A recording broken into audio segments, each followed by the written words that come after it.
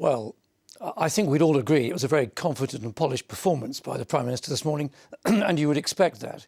And of course, narrowly, he was absolutely factually correct when what was talked about and referred to as urgent operational requirements, all those cases that were well put and well articulated to the Treasury were met.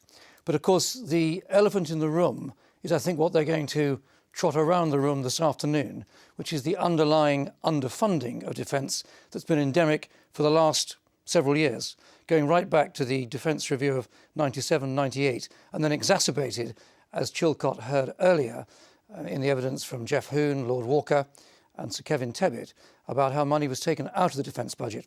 And of course, that was just the beginning of the problems. When Afghanistan, as a major operation, was added on top of Iraq, then some of the pressures that were really evident 2 or 3 years ago began to bite big time.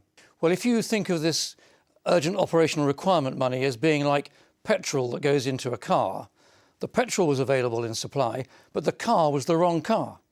And that takes longer to fix.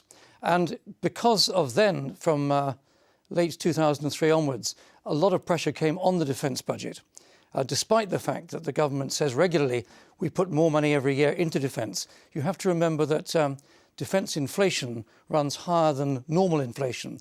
So therefore, the year-on-year value of the money that defence gets reduces.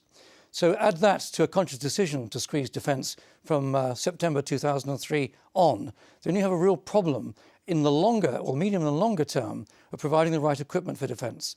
And then there was a further issue which has manifested itself in the last 3 or 4 years, and that is direction from central government that it didn't want to have a fuss in defence, and therefore a number of the rebalancing issues that a number of us in defence knew we had to take in the last few years, we were forbidden from doing, and that's exacerbated the problems in the short term. So the underlying issue is the underfunding.